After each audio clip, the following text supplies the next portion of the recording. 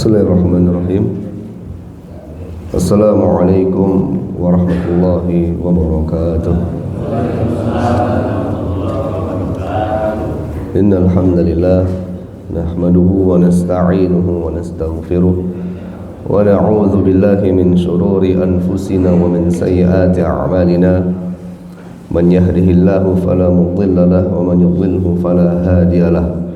Asyhadu an la ilaha illallah wahdahu la syarika lah wa asyhadu anna Muhammadan abduhu wa rasuluh sallallahu alaihi wa ala alihi wa sahbihi wa sallama tasliman katsira. Amma ba'd. Allahumma inna nas'aluka ilman nafi'an wa rizqan thayyiban wa amalan mutaqabbalan. Allahumma 'allimna ma yanfa'una wanfa'na bima 'allamtana wa zidna ilman wa amalan. Subhanaka la ilma lana illa ma 'allamtana innaka antal alimul hakim. Ikhwani fid din, jamaah Masjid Ar-Rayyan rahimakumullah.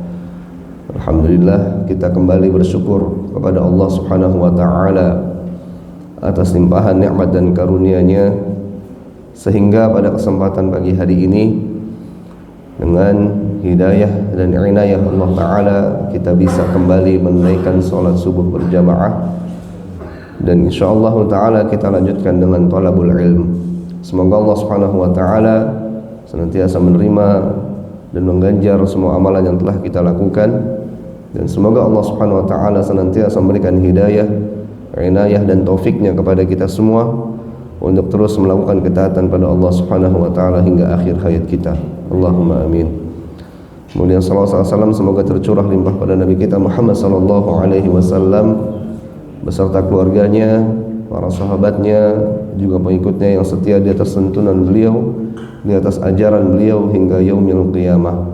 Semoga kita semua dimasukkan ke dalam golongan umat Nabi Muhammad SAW yang senantiasa mengikuti tuntunan beliau, senantiasa menghidupkan sunnah-sunnah beliau, dan senantiasa menjalankan perintah Allah Ta'ala dan menjauhi larangan Allah Ta'ala sesuai dengan apa yang diajarkan oleh Nabi sallallahu alaihi wasallam. Ikhwani fid din, azanallahu wa iyyakum. Pada kesempatan ini insyaallah taala kita akan melanjutkan kajian kita di dalam tema akidah. Dan yang insyaallah akan kita lanjutkan adalah lanjutan dari penjelasan kitab Kashfu Asy-Syubhat. Pengungkapan dari syubhat-syubhat yang dilakukan oleh orang-orang yang membuat syirik kepada Allah Subhanahu wa taala. Kitab yang alhamdulillah kita sudah memulainya dan kita sudah menjelaskan sampai pada syubhat-syubhat, bantahan-bantahan syubhat-syubhat secara terperinci ya, sampai pada syubhat ketujuh. Ya, syubhat yang ketujuh yaitu adalah syubhat mereka ketika mereka mengatakan ana la usyriku billah, aku tidak berbuat syirik kepada Allah Subhanahu wa taala, walakinni altaju ila salihin, tetapi aku hanya bersandar kepada orang-orang soleh. Wal iltija'u ilaihim laisa bisyirk, dan bersandar kepada mereka yaitu kepada orang-orang soleh bukanlah sebuah kesyirikan. Ini adalah syubhat mereka.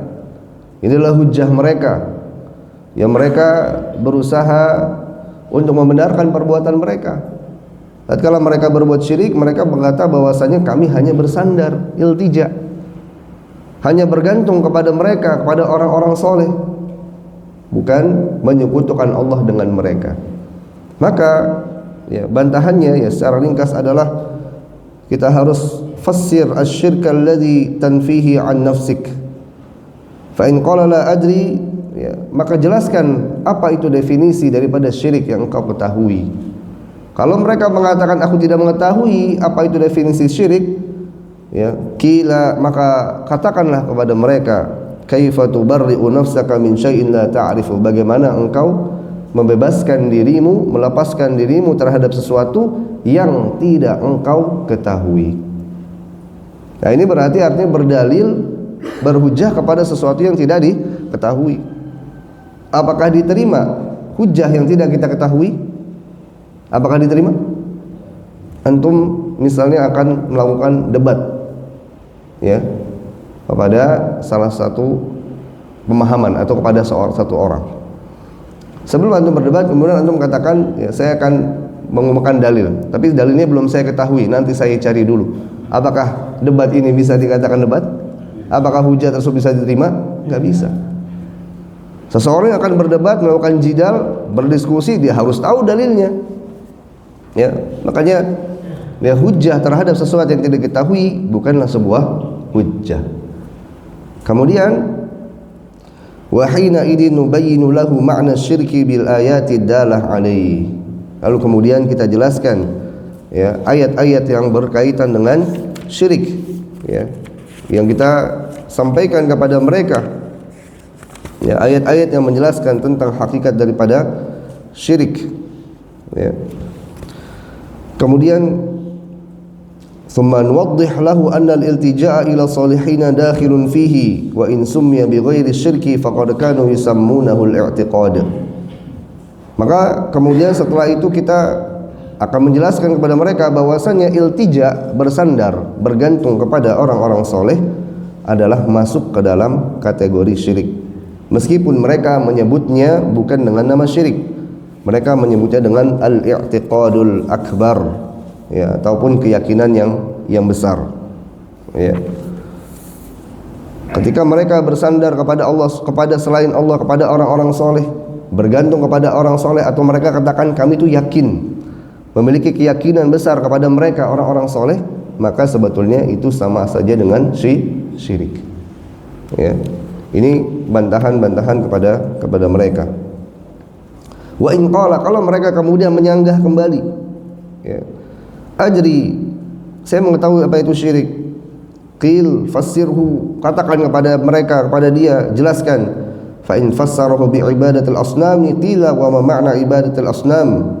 Kalau mereka mengatakan bahwa syirik itu adalah menyembah berhala ya, menyembah berhala. Kemudian kita jelaskan ya, apa itu, atau kita tanya kepada mereka apa itu menyembah berhala. Ya, jadi ini sebuah dialog ya untuk membantah syubhat-syubhat mereka. Fa in fassaraha bima dalla alaihi al-Qur'anu fa huwa al-matlub wa in fassaraha bi anna ma'naha i'tiqadu annaha takhluq wa tarzuq qila lahu hadha yukadzibuhu al-Qur'an ya. Kalau mereka menjelaskan bahwasanya makna daripada menyembah berhala adalah sebagaimana yang ditunjukkan oleh Al-Qur'an ya, ketika orang-orang kafir Quraisy di masa Nabi SAW menjadikannya sebagai syufa'a ya, sebagai pemberi syafaat ya, sebagai perantara, sebagai wasilah ya, maka tentu ini adalah maksud yang kita inginkan. Maksudnya apa? Ketika mereka menjadikan orang-orang saleh tersebut sebagai tempat bergantung, sebagai syafi' ya, sebagai penolong, sebagai perantara, maka itu masuk ke dalam perbuatan syirik. Begitu maksudnya. Ya. Maka wa in fassara bi anna ibadatul asnami wal ahjari wal khashabi wa ana fi dzalik qila hadha khilafu ma dzakara al-Qur'an faqad dzakara al-Qur'an annahum kanu ya'buduna al-malaikata wal awliya was salihin wa hadha huwa nafsu asy-syirki alladhi taf'aluhu thumma tubarri'u nafsaka min asy-syirki. Kalau mereka kemudian mengatakan ya bahwasanya menyembah atau berbuat syirik ya adalah hanya menyembah patung, berhala, batu, ataupun juga kayu, pohon-pohon dan selainnya dari benda-benda mati, maka kita katakan kepada mereka bahwasanya orang-orang di zaman Nabi SAW, orang-orang kafir Quraisy, mereka juga menyembah malaikat. Mereka juga menjadikan orang-orang soleh ya dari mereka sebagai tandingan Allah Subhanahu wa ta'ala. Maka artinya ketika mereka ya mengatakan bahwasanya mereka itu hanya bersandar kepada orang soleh, kita katakan bahwasanya bersandar kepada orang soleh atau bersandar dan bergantung kepada orang soleh tersebut adalah bagian daripada perbuatan syirik. Ya. Tapi ini syubhat yang ketujuh. Baik, ikhwan fillah azanallahu yakum, insyaallah kita akan masuk pada syubhat yang ke-8. Ya. Qala al-musannif rahimahullahu ta'ala wa nafa'a bihi min al-darain wa ghafara bi dhunubah annahum yaquluna innal ladzina nazala fihimul Qur'an la yashhaduna an la ilaha illallah wa yukadzibuna ar-rasul sallallahu alaihi wasallam wa yunkiruna al-ba'tsa wa yukadzibuna al-Qur'an wa yaj'alunahu sihra. Mereka berkata, ini syubhat ke-8. Baik, diperhatikan jemaah karena ini penting ya, termasuk daripada syubhat yang paling besar dari syubhat mereka. Apa yang mereka katakan? Annahum yaqulun innal ladzina nazala fihimul Qur'an, sesungguhnya orang-orang yang pada saat Allah SWT turunkan Al-Qur'an, Allah turunkan Al-Qur'an pada siapa? Kepada Nabi Muhammad SAW. Ya. Kemudian siapa orang-orang yang hidup di zaman Nabi SAW? Orang-orang kafir Quraisy. Ya, maka kata mereka, ketika Al-Qur'an diturunkan kepada Nabi sallallahu alaihi wasallam dan orang-orang yang hidup di masa Nabi sallallahu alaihi wasallam itu adalah orang-orang la yashhaduna alla ilaha illallah. Mereka adalah orang-orang yang tidak bersaksi ya dengan kalimat syahadat. Ya, ketika Nabi sallallahu alaihi wasallam mendapatkan wahyu pertama ya, surah Al-Alaq ayat 1 sampai ke 5 ya. Orang-orang yang ada sekitar Nabi sallallahu alaihi wasallam, maksudnya keumumannya masyarakatnya adalah orang-orang kafir Quraisy, masyarakat jahiliyah. Para penyembah berhala, enggak bersaksi atau berkalimat atau mengucapkan kalimat syahadat, tidak. Lalu apa? Wa yukadzibuna rasul. Mereka juga mendustakan Nabi sallallahu alaihi wasallam. Wa yunkiruna al-ba'tsa, mereka juga mengingkari adanya kebangkitan hari kiamat, mereka mengingkari. Wa yukadzibuna al-Qur'an, mereka juga mendustakan Al-Qur'an, apa yang dibawa oleh Nabi sallallahu alaihi wasallam. Ya, mereka katakan bahwasanya itu adalah syair buatan Nabi sallallahu alaihi wasallam. Itu adalah sihir. Ya, mereka katakan itu adalah sihir dari Nabi sallallahu alaihi wasallam. Nabi sallallahu alaihi wasallam mendapatkan apa? Penyakit gila, ya wal iyadzubillah, dan seterusnya. Nah, mereka kemudian mengatakan mereka di sini adalah orang-orang yang berbuat syirik di zaman Syekh Muhammad bin Abdul Wahhab At-Tamimi rahimahullah taala. Ya, kapan Syekh menulis kitab ini? Pada tahun, beliau hidup di tahun 1115 Hijriah sampai 1206 Hijriah. 90 tahun beliau hidup. Berdakwah, menegakkan dakwah tauhid. Ya, di Jazirah Arab. Ya, di antara kitab yang pertama kali beliau susun di antara adalah Kitab Tauhid yang beliau tulis itu sampai 2 bagian. Ya, di awal masa dakwah beliau, kemudian diselesaikan ya pertengahan dakwah beliau. Dan kitab ini ya ditulis pada tahun sekitar itu. Ya, 1100, ya mulai dari 1100 antara 1115 sampai 1206 Hijriah antara itu. Nah, orang-orang yang berbuat syirik di zaman beliau ini kemudian menggunakan syubhat ini. Ya. Mereka katakan bahwasanya orang-orang yang hidup di masa Nabi SAW di mana Al-Qur'an diturunkan, mereka adalah orang-orang yang tidak mengucapkan kalimat syahadat. Mereka mendustakan Nabi, mengingkari kebangkitan, dan mereka mendustakan Al-Qur'an dan menghina Nabi SAW. Nah, kemudian mereka mengatakan, wa nahnu nashhadu an la ilaha illallah wa anna Muhammadar Rasulullah. Kami ini bersaksi bahwasanya tidak ada ilah yang berhak disembah kecuali Allah. Nabi Muhammad adalah utusan Allah. Kami membenarkan Al-Qur'an, wa nusaddiqul Qur'an, wa nu'minu bil ba'tsi, dan kami beriman kepada kebangkitan. Wa nusalli wa nasum, kami juga puasa. Kami salat, kami berpuasa. Fa kaifa taj'alunana mithla ulaika, lalu mengapa engkau menjadikan kami itu seperti mereka? Jelas syubhat mereka? Hadirin. Jadi mereka ini berusaha untuk mengkomparasikan, membandingkan diri mereka, ya mereka itu kan salat, puasa, ya mengucapkan 2 kalimat syahadat. Hanya saja mereka ya di dalam ibadah itu seperti tadi, mereka bergantung pada orang soleh, menjadikan orang-orang soleh sebagai syafi', memberi syafaat sebelum-sebelumnya ya, syubhat-syubhat sebelumnya itu 1 sampai 3. Ya, mereka tetap memberikan rububiyah kepada Allah Ta'ala, tidak memberikan rububiyah kepada yang dijadikan kesyirikan tadi, orang-orang soleh atau benda-benda, tempat-tempat yang dikeramatkan, berhala-berhala. Ya, enggak, mereka enggak memberikan rububiyah, maksudnya penciptaan, pemberi rizki, enggak, tapi hanya mereka menjadikan wasilah. Dan mereka juga katakan bahwa kami ini banyak dosa. Ya, orang-orang soleh ini kan orang yang ya, orang yang beramal soleh, orang yang mulia. Kalau bahasa kita punya karomah, ya, wali. Sehingga kita minta kepada mereka agar meminta kepada Allah ya kebaikan kepada kami. Nah, itu yang mereka lakukan. Dan mereka berusaha untuk membandingkan kondisi mereka dengan orang-orang kafir Quraisy di masa Nabi sallallahu alaihi wasallam.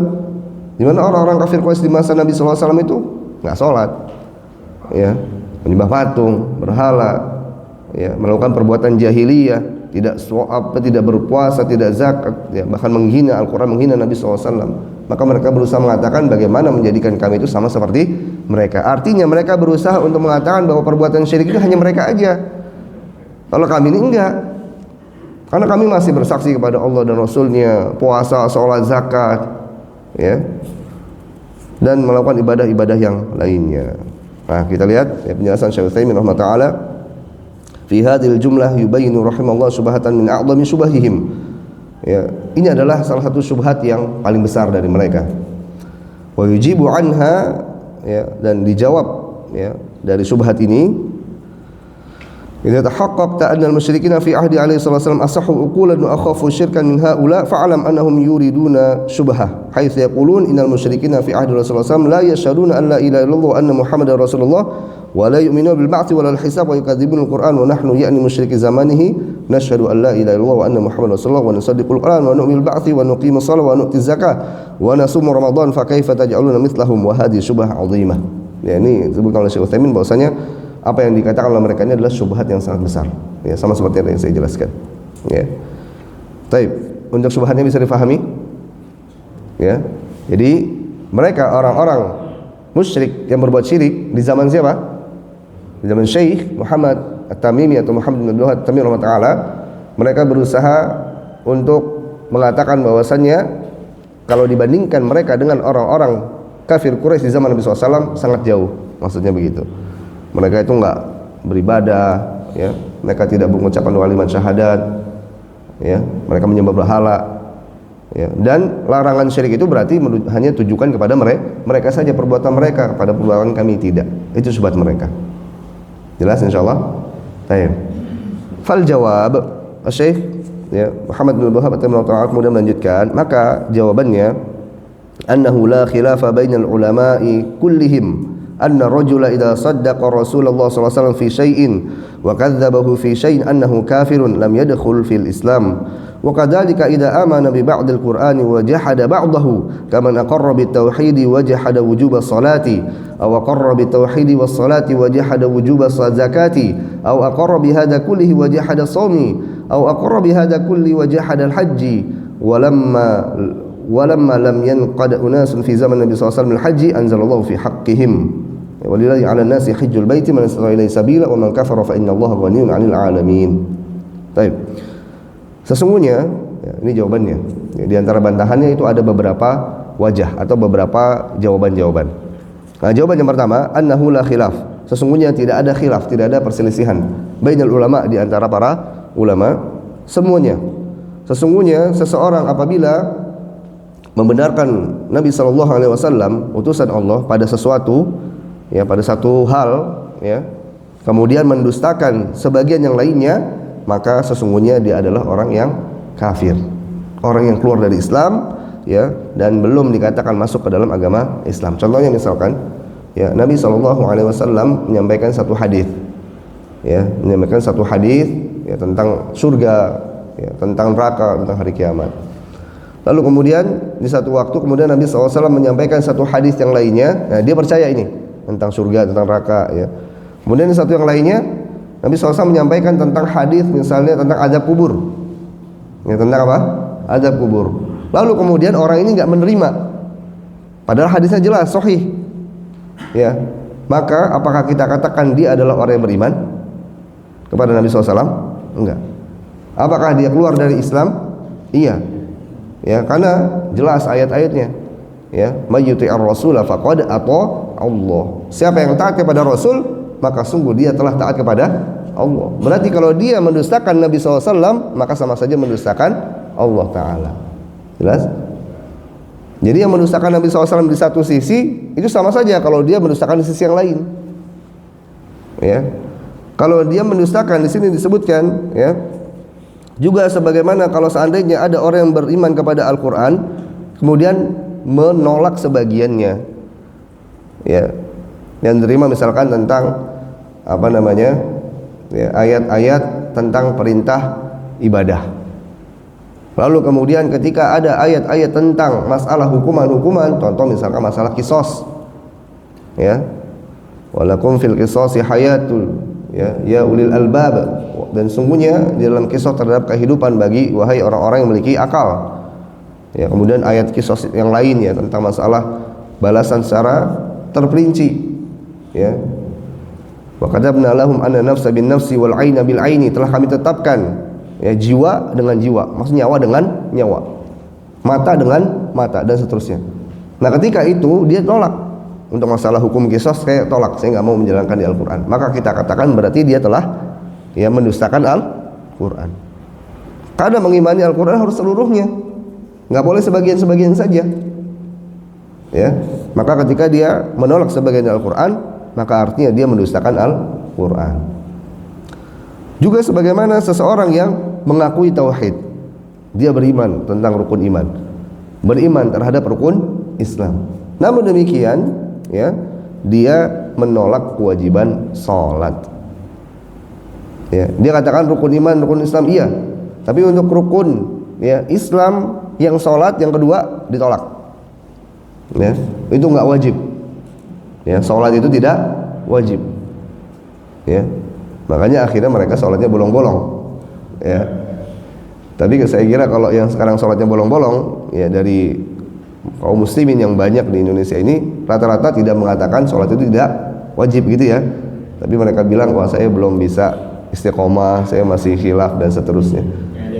Ngeyel ya, banyak alasan tapi tidak mengatakan bahwa sholat tidak wajib. Tapi kalau dia katakan sholat nggak wajib, ya, atau ya dia mengimani tauhid, ya, meyakini sholat itu wajib tapi tidak meyakini kewajiban zakat misalnya, atau juga dia ya meyakini tauhid, meyakini sholat, meyakini zakat tapi tidak meyakini puasa Ramadan misalnya, ya, buat apa puasa Ramadan 30 hari, ya, nggak wajib. Berarti dia apa? Keluar dari Islam atau enggak? Rukun iman yang 6, rukun Islam yang 5 harus semuanya, nggak boleh sebagian-sebagian. Ya, makanya kalau kita perhatikan daripada keyakinan ya kelompok-kelompok yang sesat, mereka mengurangi rukun-rukun Islam, rukun-rukun iman, atau menambahkan dengan sesuatu yang tidak ada dasarnya. Ya. Baik.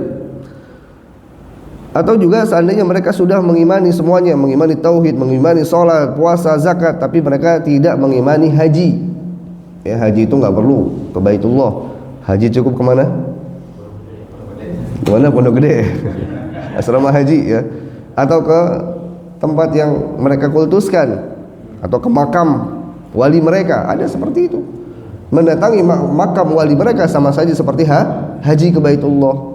Ada mengatakan seperti ini. Nah ini sekte sesat tentunya. Artinya mereka berarti keluar dari Islam. Nggak boleh didustakan sebagainya, harus semuanya, ya. Maka kita lihat tentang masalah haji ini. Kalau seandainya ada orang yang menolak haji, Allah SWT berfirman dalam surah Ali Imran ayat 97, walillahi ala nasi hajjul baiti man istata'a ilaihi sabila, ya. Sesungguhnya ya bagi manusia kewajiban haji, ya, atas Allah Subhanahu wa taala, atau ditujukan kepada Allah Subhanahu wa taala ke Baitullah, man istata'a ilaihi sabila, siapa yang memiliki istita'ah untuk melakukan perjalanan, memiliki finansial, memiliki keamanan, ya, menuju ke Baitullah. Wa man kafara fa innallaha ghaniyun 'anil 'alamin, barang siapa yang mengkufurinya, maka sesungguhnya Allah SWT maha kaya atas semua hamba-hambanya, atas alam semesta ini. Ya, disebutkan salah satu sebab ya turunnya ayat ini adalah orang-orang Yahudi yang mengaku mengikuti ajaran Islam atau menyerahkan dirinya kepada Allah SWT, tapi mereka menolak untuk melakukan ibadah haji.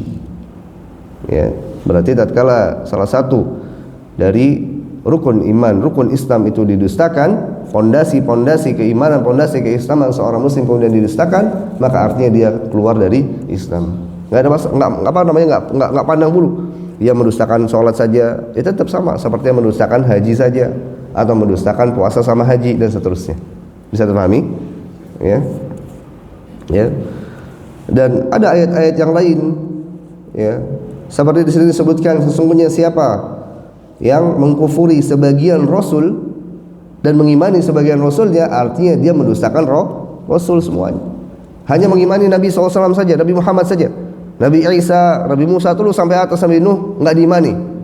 Apakah dia dikatakan beriman kepada para rasul, menegakkan rukun iman? Enggak. Ya.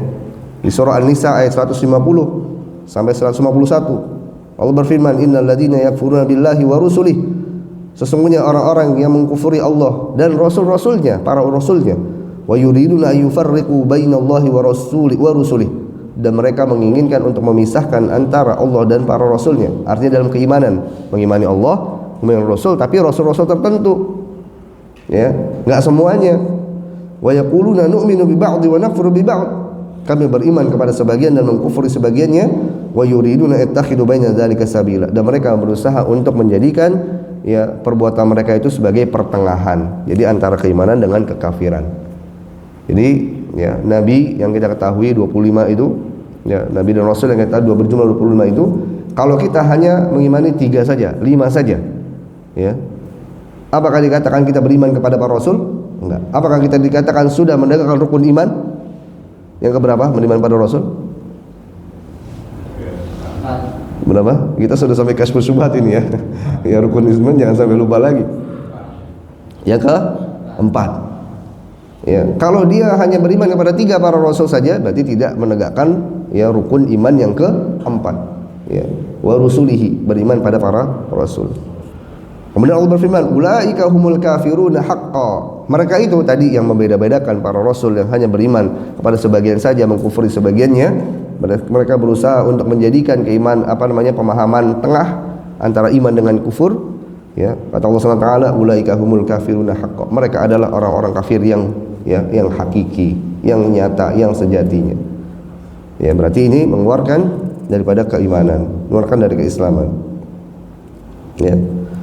Juga firman Allah Subhanahu wa taala kepada kaum Bani Israel dalam surat Al-Baqarah ayat 85, afatu'minuna bi ba'dil kitabi wa takfuruna bi ba'd, apakah kalian hanya hendak beriman kepada sebagian dari kitab yang Allah turun kepada mereka, yaitu Taurat, kemudian juga mengkufuri sebagiannya? Fama jazaa'u may yaf'alu dzalika minkum illa khizyun fil hayatid dunya, ya, maka tidaklah balasan dari siapa yang melakukan demikian dari kalian adalah kecuali khizyun, sebuah kehinaan di kehidupan dunia. Wa yaumal qiyamati yuradduna ila asyaddil adzab, dan pada hari kiamat nanti mereka akan dilemparkan, dikembalikan kepada azab yang paling pedih. Wa ma Allahu bighafilin amma ta'malun, Allah SWT tidak, ya, lalai terhadap apa yang kalian lakukan.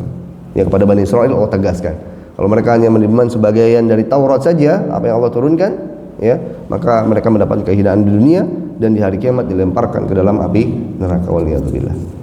Ya. Baik.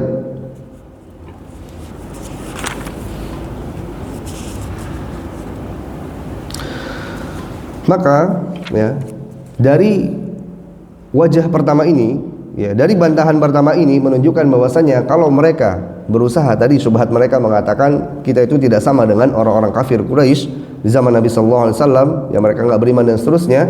Maka kalau kita, ya, landasi dengan teori ini, dengan teori bantahan ini, ya, bahwasanya siapa yang mengkufuri sebagian, yaitu sama saja mengkufuri semuanya, tidak masalah, tidak peduli sebagian yang awal, di tengah atau di akhir, ya, maka artinya keadaan orang-orang musyrik di zaman Syekh dengan orang-orang musyrik di zaman Nabi SAW sama atau tidak?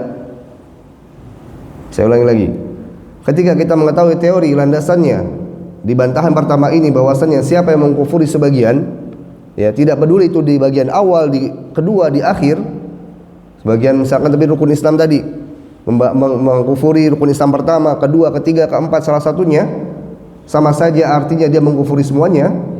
Berarti keadaan orang-orang musyrik di zaman Syekh dengan orang musyrik di zaman Nabi SAW sama atau tidak?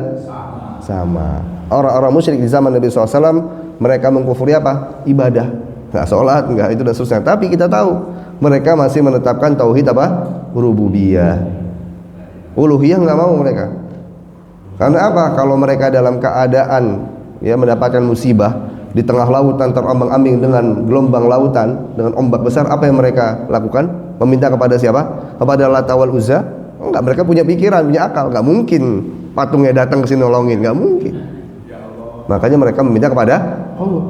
Wa idza ghasyiyahum maujun fil dhulli da'ullaha mukhlishina lahuddin. Ketika mereka terombang-ambing di tengah lautan dengan gelombang yang besar, da'ullaha mukhlishina lahuddin. Mereka meminta kepada Allah dengan ikhlas, dengan tulus. Ya, di surat Luqman itu ya. Falamma najjahum minal barri idahum yusyrikun. Ketika Allah selamatkan mereka ke tepian, ke daratan, lalu kembali berbuat syirik. Ya, artinya syirik mereka itu ya hanya dalam keadaan apa? Syirik mereka hanya dilakukan dalam keadaan kesenangan, dalam keadaan tentram, aman. Kalau dalam keadaan susah, sulit, mereka ya beriman atau mereka melakukan tauhid rububiyah kepada Allah.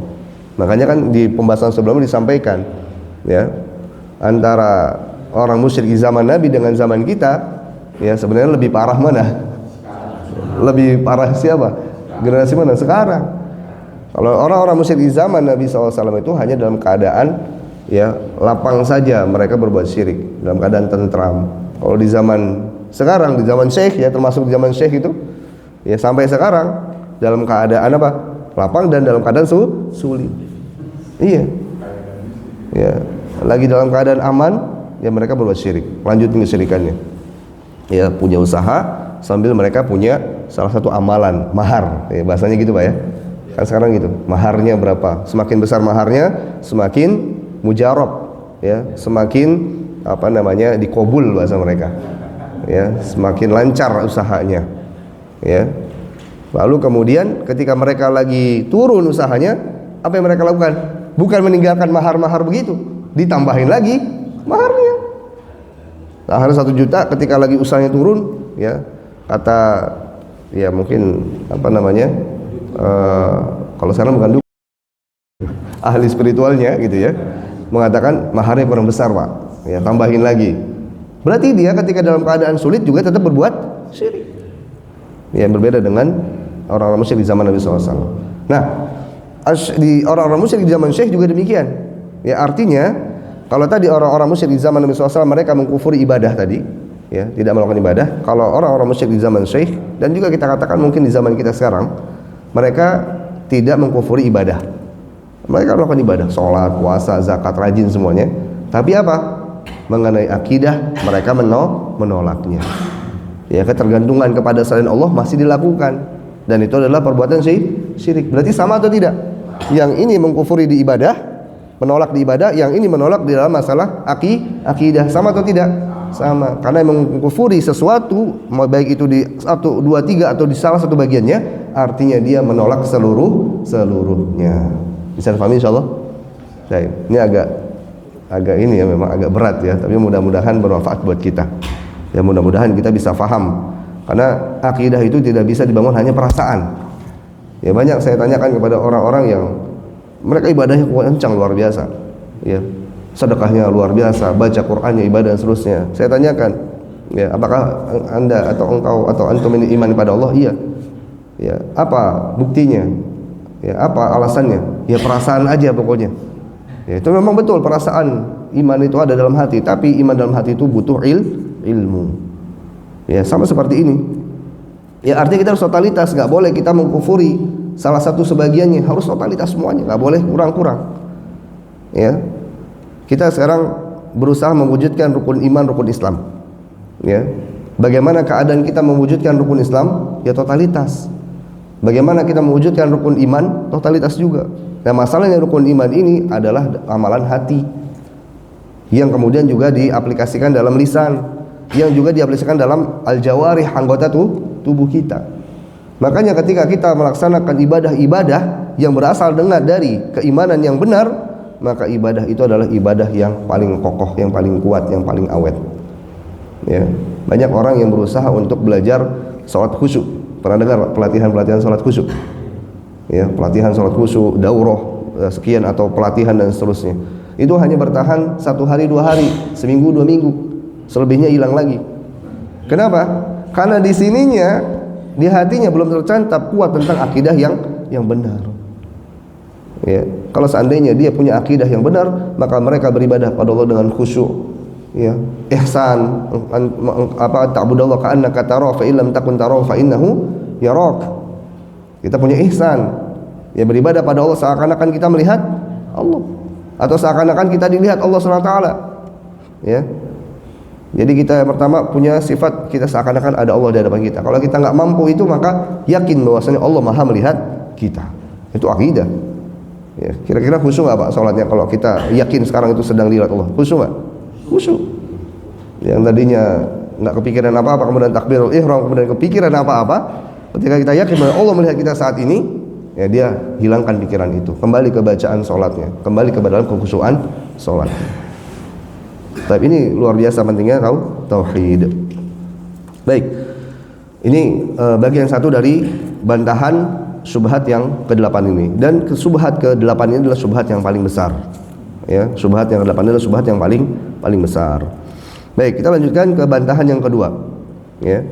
Wa man aqarra bi hadza kullihi wa jahada al-ba'tsa kafara bil ijma' wa halla damuhu wa maluhu kama qala ta'ala innal ladzina yakfuruna billahi wa rusulihi wa yuriduna an yufarriqu baina Allahi wa rasulihi wa yaquluna nu'minu bi ba'd wa nakfuru bi ba'd wa yuriduna an yattakhidhu baina dzalika sabila ulaika humul kafirun haqqan wa a'tadna lil kafirina 'adzaban muhina. Ya.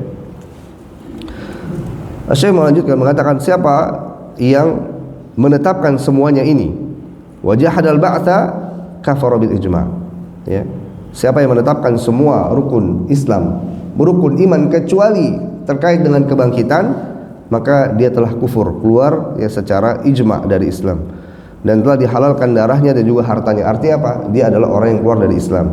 Sebagaimana firman Allah Ta'ala dalam surah An-Nisa 150-151 tadi, sesungguhnya orang yang mengkufuri Allah dan Rasulnya dan para Rasulnya, dan mereka menginginkan untuk membedakan, ya, di antara Allah dan para Rasulnya, dan mereka berkata kami beriman kepada sebagian dan mengkufuri sebagiannya, dan mereka menghendaki untuk menjadikan, ya, di antara keduanya itu jalan. Artinya mereka berusaha untuk membuat satu keyakinan pertengahan antara iman dengan kekufuran, ya, dengan cara tadi beriman sebagian, mengkufuri sebagian.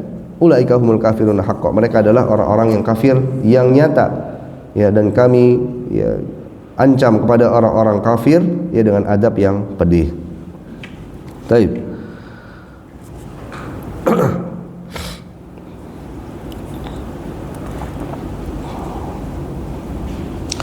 فإذا كان الله قد صرح في كتابه أن من آمن ببعد وكفر بعد فهو الكافر حقا زلت هذه الشبهة وهذه هي التي ذكر بعض أهل الإحساء في كتاب الذي أرسله إلينا.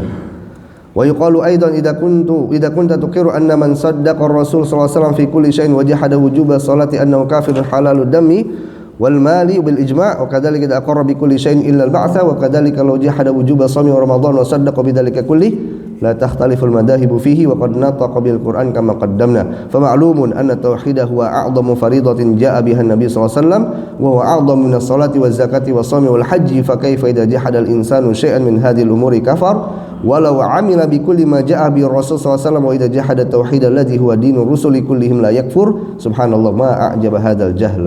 طيب, jadi bantahan kedua adalah tadi kita sudah menggeneralisir, artinya menjadi membawa sebuah landasan teori. Kalau mengkufuri sebagian berarti sama saja mengkufuri semuanya. Tidak ada bedanya. Yang ini mengkufuri masalah rukun sholat, yang ini mengkufuri rukun zakat misalnya, gitu ya.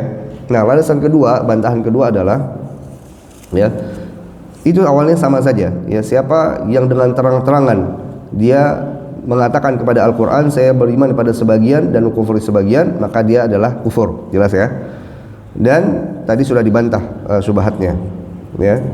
Kemudian, ya, juga sama, ya, siapa yang mengimani Rasulullah SAW pada semua hal yang dibawa oleh Nabi SAW, namun dia menolak kewajiban sholat, maka dia juga sama, dia telah keluar dari Islam. Kemudian juga, ya, dihalalkan harta dan darahnya, ya, secara ijma karena mereka keluar dari Islam. Kemudian siapa yang meyakini semuanya tapi tidak meyakini tentang kebangkitan, ya, maka, ya, ini juga jelas bahwasanya dia keluar dari Islam. Nah, maka di sini diketahui bahwasannya ya, keyakinan terhadap tauhid itu adalah keyakinan yang paling besar dari keyakinan yang lainnya. Ya. Kebangkitan itu perkara apa, Pak? Perkara gaib atau yang bisa kita lihat sekarang? Non gaib. Gaib. Kalau perkara yang gaib berarti butuh dengan iman. Ya. Kalau sholat itu gaib atau enggak? Enggak. Makanya kalau mengatakan saya cukup diam sudah sholat, itu bukan sholat namanya ya. Sholat itu jelas ada suaranya, ada gerakan lisannya, ada gerakan anggota tubuhnya. Ya, yang punya pemahaman tingkatan ma'rifah ya. Sholatnya nggak perlu gerakan lagi, cukup dengan apa? Gaib, pikirannya ingat Allah. Bahkan kalau mau dia sholat di Masjidil Haram langsung itu bisa, tinggal mengatakan saya sekarang sholat di Masjidil Haram, udah selesai. Itu gaib kan? Enggak gaib, sholat nggak gaib. Tapi kalau kebangkitan, kemudian Allah Ta'ala, ya, surga, neraka, itu gaib atau bukan? Gaib. Dan beriman kepada gaib ini adalah termasuk dari apa? Termasuk dari rukun iman. Kalau kita perhatikan rukun iman yang 6, ya, semuanya gaib, ya, kepada Allah, kepada malaikat, kepada kitab, kecuali Al-Quran. Quran gaib atau enggak? Enggak. Sekarang kita lihat ada Qurannya, ya. Kemudian Rasul sudah meninggal kan? Gaib enggak kita lihat sekarang. Kemudian hari kiamat, kemudian qada dan qadar. Ya, kalau qada gaib, tapi kalau qadar itu sudah terjadi. Nah, berarti kita tahu sekarang. Nah, kalau kita perhatikan berarti iman itu mayoritasnya adalah perkara gaib. Makanya kalau kita perhatikan dalam surah Al-Baqarah, yahudan lil muttaqin alladzina yu'minuna bil ghaibi. Hafal ayatnya semua, Pak. Masya Allah.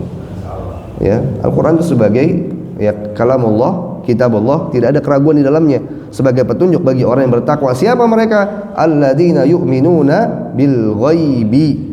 Katanya ayatnya itu aja, yaitu beriman pada gaib. Ternyata apa? Semua rukun iman mayoritasnya adalah gaib. Sehingga kalau ada yang mengkufuri, ya, mendustakan perkara gaib, berarti itu dia lebih besar daripada mengkufuri perkara yang tidak gaib. Kalau tadi orang-orang kafir Quraisy, orang musyrik di zaman Nabi SAW mengkufuri yang gaib, ya, atau yang tidak gaib? Yang enggak gaib mayoritasnya. Kenapa? Mereka enggak mau sholat, puasa, zakat, gitu kan. Tapi kalau masalah beriman pada Allah, mereka menetapkan rububiyah Allah. Tapi tidak cukup, kita katakan bahwasanya tidak cukup hanya beriman pada rububiyah Allah, harus uluhiyahnya juga, harus juga asma dan sifatnya.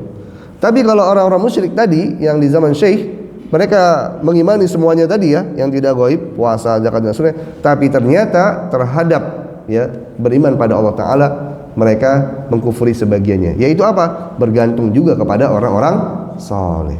Berarti mana yang lebih parah? Mana yang lebih bahaya? Mana yang lebih ya buruk ya pengkufurannya? Iya, mengkufuri bagian dari tauhid. Ya, makanya tadi kita katakan bahwasanya orang-orang musyrik di zaman sekarang dengan zaman yang dulu, mana yang lebih parah? Di zaman sekarang. Ya, jelas insyaallah. Ya. Karena pasti ya ketika dikatakan demikian, orang-orang yang merasa atau mereka masuk kategori ini, mereka tersinggung. Mereka bantah, nggak mungkin loh kita dianggap seperti orang-orang kafir Quraisy di zaman Nabi.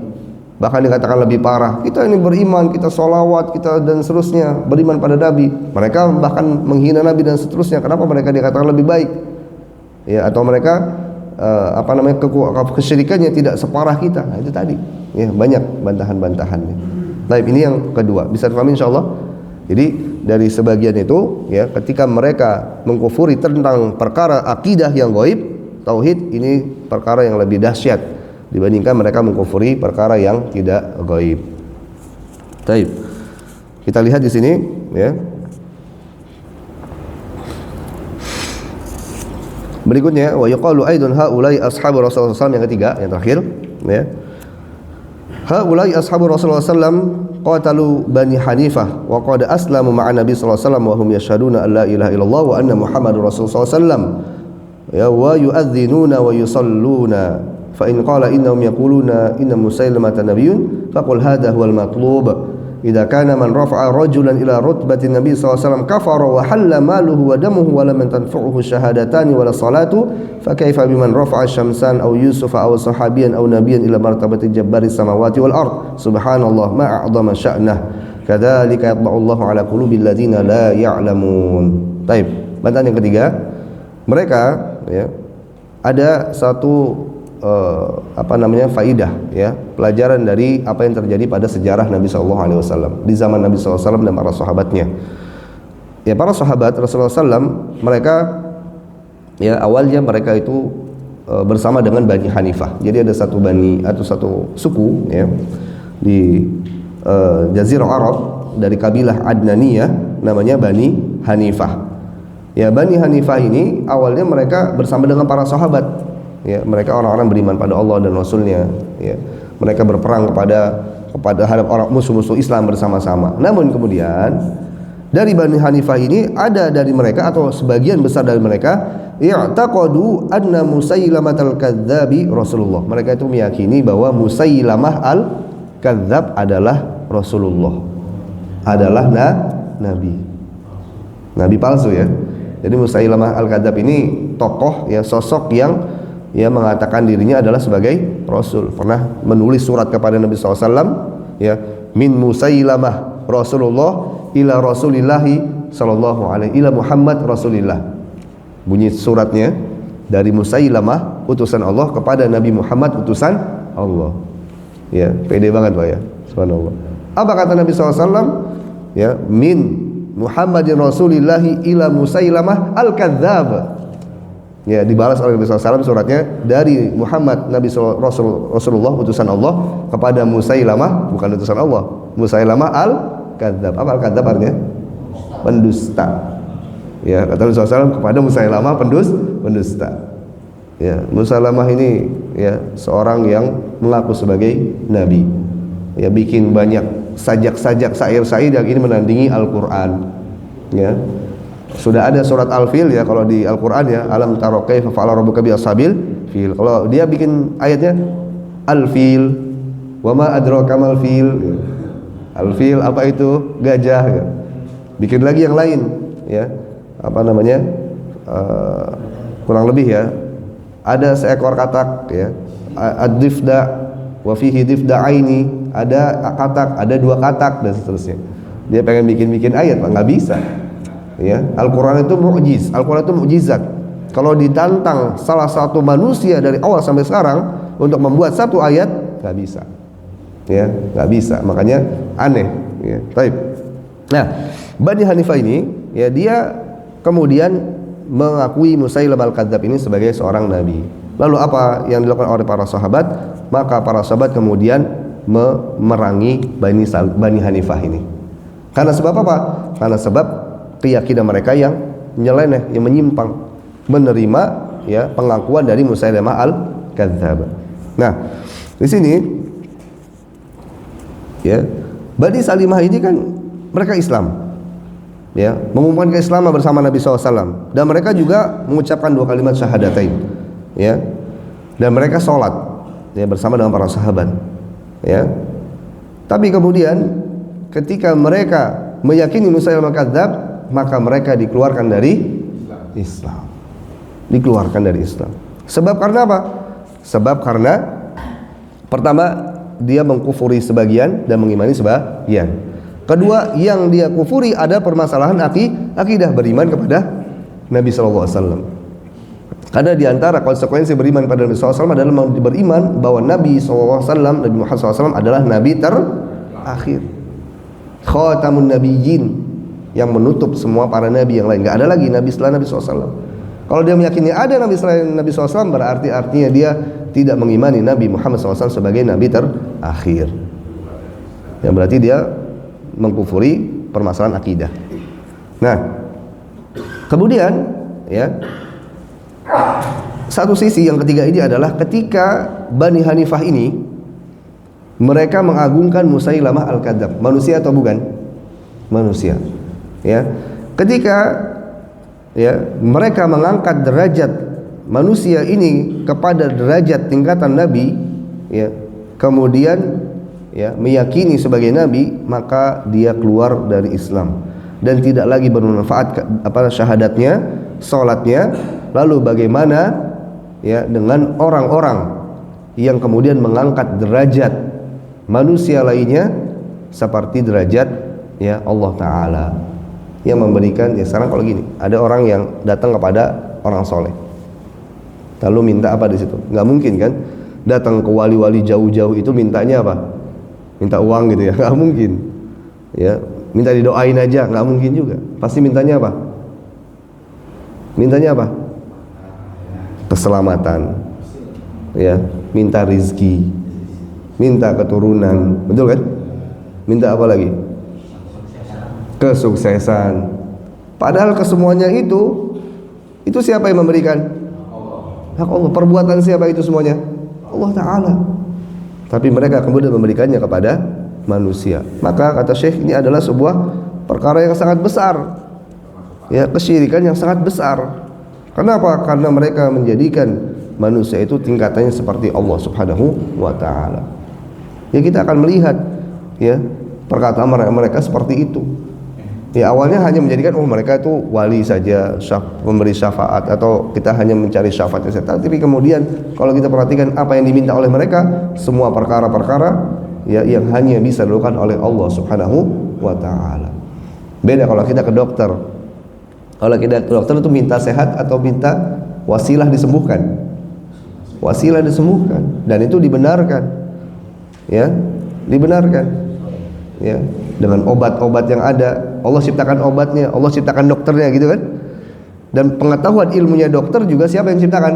Allah yang memberikan.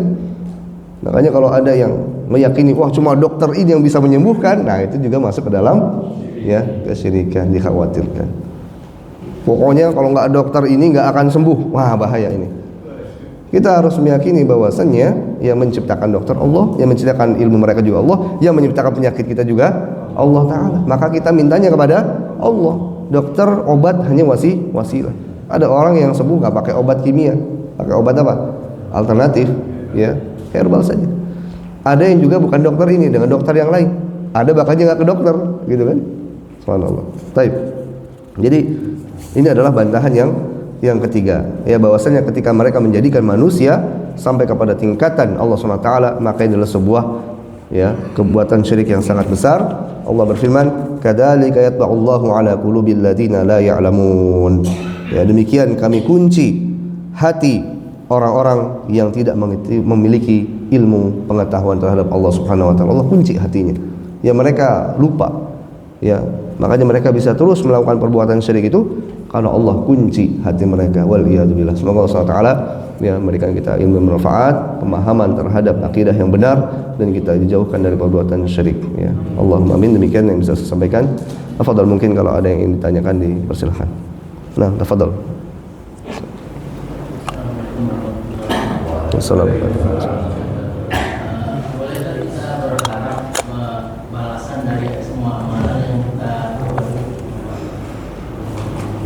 Minta balasan dari amalan yang sudah kita lakukan kepada siapa? Kepada Allah SWT. Baik. Pertanyaan terkait dengan bolehkah kita memiliki harapan balasan terhadap semua amalan-amalan soleh yang telah kita lakukan kepada Allah Subhanahu wa taala. Baik. Tentu dalam masalah melakukan amal soleh ya, kita di dunia ini diciptakan oleh Allah Subhanahu wa taala, tujuannya adalah untuk, saya ulangi, kita manusia diciptakan oleh Allah Subhanahu wa taala di dunia ini tujuannya untuk ibadah. Wa ma khalaqatul jinna wal insa illa liya'budun. Artinya ketika kita mewujudkan ibadah, melaksanakan ibadah, berarti kita mewujudkan tujuan diciptakannya kita.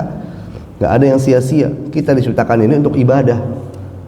Nah, ketika kemudian kita melakukan ibadah pada Allah Subhanahu wa taala, ya, artinya kita telah mentaati Allah. Ya. Dalam syarat ibadah itu dua.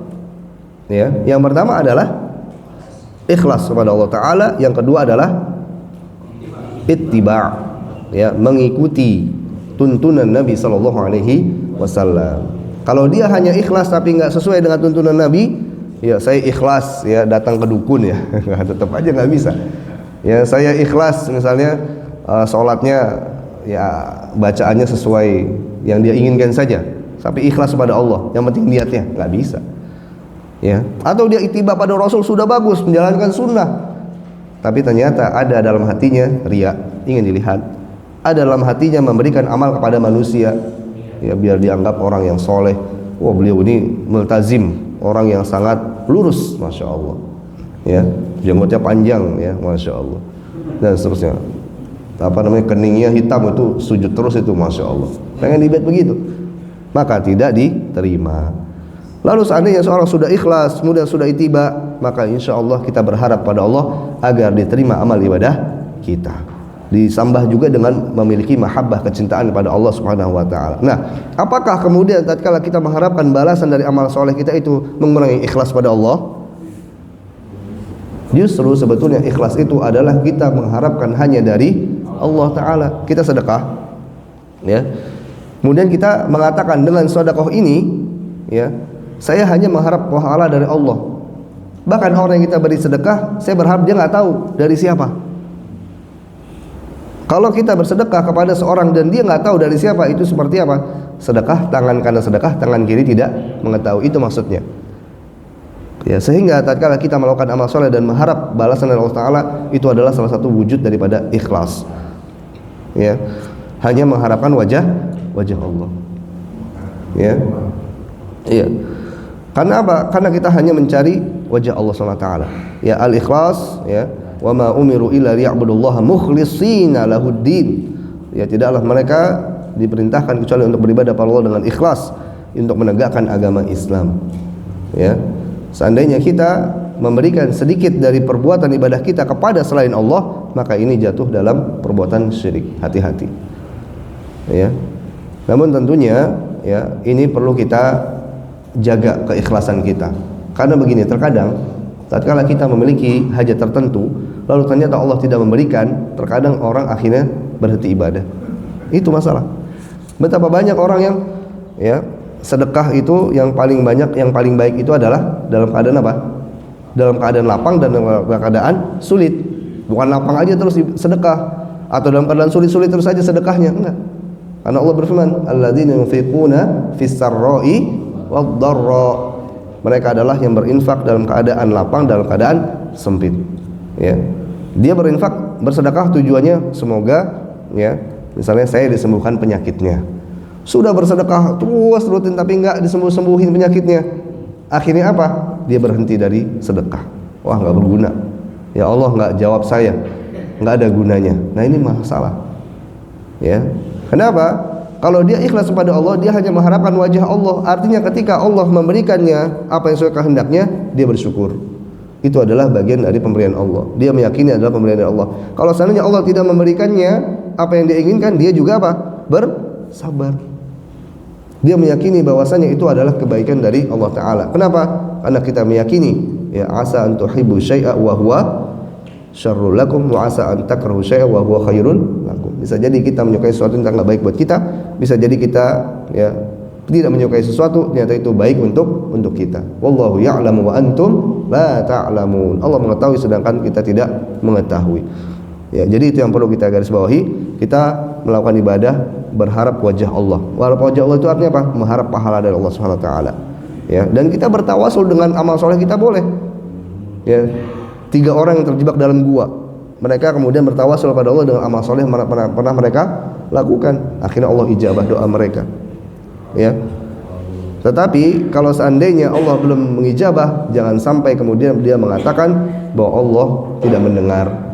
Ya, Allah zalim kepada kita. Nah, ini permasalahan. Dia katakan takdir kejam.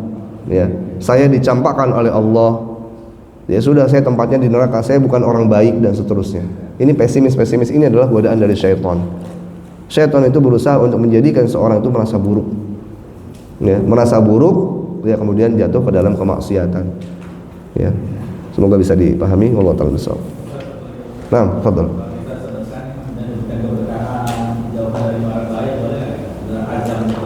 Baik, kata Nabi SAW, Ya, as-sadaqatu ya burhan. Pertama, sedekah itu adalah bukti kalau kita beriman pada Allah Subhanahu wa taala. Dan juga ya sebagian mengatakan as-sadaqatu tadfa'ul bala. Ya, sedekah itu bisa menolak mara bahaya. Maksudnya bagaimana? Dengan sedekah ini kita meminta kepada Allah, berharap pada Allah agar Allah kemudian menyelamatkan kita, melindungi kita. Ya. Sedekah ini ya bisa yang paling utama ya menjauhkan seseorang dari api neraka, bukan di dunia aja. Ya. Sedekah ini bisa menjauhkan kita dari api neraka. Ya, yang kalau dibandingkan dengan musibah di dunia ya tidak sebanding sama sekali. Berarti kalau kita bersedekah ya kemudian kita berharap dijauhkan dari api neraka, itu lebih besar ya harapan daripada kita dijauhkan di dunia saja. Di dunia selamat atau di neraka ya ada hal-hal yang perlu ini. Ya karena kita tahu bahwasanya pada akhirat nanti seorang akan ditimbang dulu amalan solehnya dengan amalan dosanya. Faman thaqulat mawazinuhu ya faman thaqulat mawazinuhu faulaika humul muflihun. Siapa yang berat timbangannya maka mereka adalah orang berumun. Ya, faman waman khaffat mawazinuhu faulaika humul khasirun. Siapa yang timbangannya ringan dia adalah orang-orang yang merugi. Ya. Nah, nanti semuanya akan ditimbang dan yang berat amalan pahalanya masuk surga, yang berat amalan dosanya dia masuk ke dalam api neraka. Namun seorang yang masih punya keimanan nanti akan keluar dari api neraka. Ya, ada hadis Nabi SAW menyebutkan bahwasanya ya di antara penduduk neraka itu ada yang namanya alumni neraka. Apa istilahnya? Jahannamiyun. Ya, kata Nabi SAW, ulaika yusammuna jahannamiyun. Ya, para orang-orang beriman yang masuk dulu ke dalam neraka lalu jadi alumni neraka, mereka namanya apa? Jahannamiyun. Ya, kalau kita cukup alumni sekolah aja Pak ya, alumni kampus, jangan sampai jadi alumni neraka, waliyadzubillah. Baik, wallahu a'lam. Cukup insyaallah. Baik, naktafi bihadzal qadar ya, semoga bermanfaat. Qul subhanakallahumma wa bihamdika asyhadu an la ilaha illa anta astaghfiruka wa atubu ilaik. Akhirul kalam, assalamualaikum warahmatullahi wabarakatuh.